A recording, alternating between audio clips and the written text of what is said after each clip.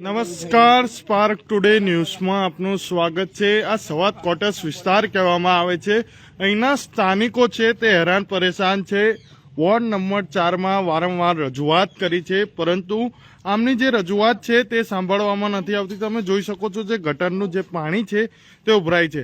આ તમામ જે લોકો છે મહિનાથી વોર્ડ નંબર 4માં રજૂઆત કર્યા બાદ પણ તેમની રજૂઆત નથી સાંભળવામાં આવતી, અને તેને લઈને તમે જોઈ શકો છો તમામ લોકો જે ભેગા થયા છે અને તમામની એક જ માંગ છે કે આ જે ગટરનું પાણી ઉભરાય છે તેને લઈને તમામ જે લોકો છે તે બીમાર પડે છે। આપણે અહીંના જે સ્થાનિકો છે તેમની સાથે જ વાત કરીશું। બેન, શું કહેશો, કેટલા ટાઈમથી સમસ્યા છે? કયો વિસ્તાર છે આ? સ્વાત ક્વાર્ટર્સ છે અને અહીંયા આગળ અમે ઘણા ટાઈમથી કર્યું છે, પણ રજૂઆત કરીએ છીએ પણ આવતા નથી। કેમ કે પાણી ઉભરાય છે, સવાર પાણી આવે ને તો ઘરની પાસે એટલી નદી વહેતી હોય ને એ પ્રમાણે પાણી જાય છે અને એટલી બધી વાસ મારે છે ને, બહુ જ વાસ મારે છે। નાના નાના છોકરા હોય તો રાખવાના કેમ ના, દરવાજો જ નથી ખોલાતું। તમામ જે લોકો છે, ભાઈ તમે શું કહેશો? જે રીતે તમે પણ આ તો આપણે કેટલા આપણે એ થઈ ગયું 6 વર્ષથી આવું આપણે ચાલી રહ્યું છે। આનો નિકાલ બી આ જો કાગળમાં કેટલી અરજી આવી છે, કોઈ આપણે નહીં હાલતા નિકાલ।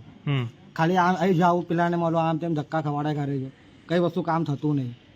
છેલ્લા પછી અમે તમને ન્યૂઝમાં વસ્તુ કરી એ વસ્તુ છે કે નિકાલ તો કઈ આવો જોઈએ ને। તમે જોઈ શકો છો આ જે તમામ જે લોકો છે, કોઈને પણ વોટ આપવા જવાનું નહીં। બા શું કહેશો? આ હેરાન થાય છે, અમારો નાનો છોકરો લઈને બહાર નથી નીકળાતો, અને જયારે ચૂંટણી આવે છે ત્યારે મને પૈસા બાપા કરવા હારો આવે છે। એનું કારણ કેમ કે અમારી ઘરે છે, અમારું નહીં ભરવાનું, અમે ગરીબ લોકો છે એટલા માટે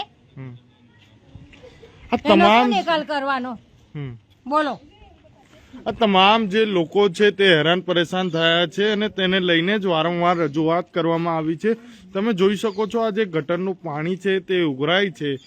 વારંવાર આ સ્થાનિક લોકોએ રજૂઆત કરી છે, પરંતુ આ સ્થાનિકોની હવે કાકા તમે પણ શું કહેશો? તમે પણ અમે તો 8 વર્ષથી 8 વર્ષ ધક્કા કે વોર્ડ નંબર 4માં કે અરજી આપીએ, બધું કરીએ છીએ, બધું ઓનલાઈન બી કરીએ, તો હજુ કશું અમારે થતું નહીં।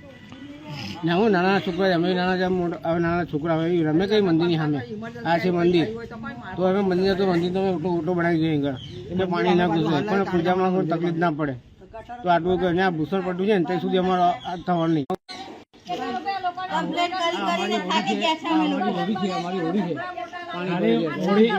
વાર તહેવાર પ્રસંગ કેવી રીતે કરવાના? વાર તહેવાર છે, ધાર્મિક પ્રસંગ કરવો હોય તો કરવા કઈ રીતે? આમાં અત્યારે નાના બાળકોથી મળીને બધા બીમાર છે, રોગચાળાનું ઘર ચાલી રહ્યું છે, એનું શું કરવાનું છે? ગવર્મેન્ટ રૂપિયા આપવાની છે કોર્પોરેશન વાળા, હા આવીને ત્યારે સળિયા મારી અને લઈને નીકળી જવાનું। વાર તહેવારે ઉઘરાણી કરવા આવવાનું છે, કે એનું કારણ શું? આ સફાઈની જવાબદારી કોઈ છે જ નહીં કોર્પોરેશનની। પાણી વેરો લો છો, નળ વેરો લો છો, સફાઈ ચાર્જ લો છો, તો આ બતાવો સફાઈ ક્યાં આગળ છે? સફાઈ ક્યાં આગળ છે બતાવો। સફાઈ ચાર્જ લેવાનો હક જ નથી કોર્પોરેશનને, અને સફાઈ ચાર્જ લેવો હોય તો આ સફાઈ કરીને પહેલા આપો, નહીં તો પછી ત્યાં રજૂઆત આગળ જશે। પછી તમે જોઈ શકો છો પાણી વેરો તમામ જે વેરા છે તે લેવામાં આવે છે, પરંતુ આ જે સ્થાનિકોની જે માંગ એક જ છે કે વારંવાર વોર્ડ નંબર 4માં રજૂઆત કરી છે, પરંતુ આમની જે રજૂઆત છે તે સાંભળવામાં નથી આવતી, ધક્કા જ ખવડાવવામાં આવે છે। તમે જોઈ શકો છો આ જે ગટરનું પાણી છે તે ઉઘરાઈ રહ્યું છે। વારંવાર અહીંના સ્થાનિક લોકોએ રજૂઆત કરી છે, પરંતુ આમની જે રજૂઆત છે તે હવે સાંભળવામાં આવે। વોર્ડ નંબર 4ના જે અધિકારીઓ છે તે હવે આમની રજૂઆત સાંભળે, અને નાના નાના બાળકો પણ રહે છે, બીમાર પડી રહ્યા છે, સાથે માતાજીનું મંદિર પણ આવેલું છે, તેને લઈને તમામ આ અહીંના જે લોકો દ્વારા ઓટલો તો બનાવવામાં આવ્યો છે, પરંતુ માતાજીના મંદિરની સામે જ આ ગટરનું જે પાણી છે તે ઉભરાય છે। હવે જોવાનું રહ્યું કે વોર્ડ નંબર 4ના જે અધિકારીઓ છે તે આમની રજૂઆત સાંભળે છે કે નહીં, તે પણ એક સવાલ છે, અને હવે સાંભળવામાં નહીં આવે તો કમિશનર કચેરી પણ જશે તેવી માંગ કરવામાં આવી છે। હું Kamlesh Joshi, spark today news, Vadodara.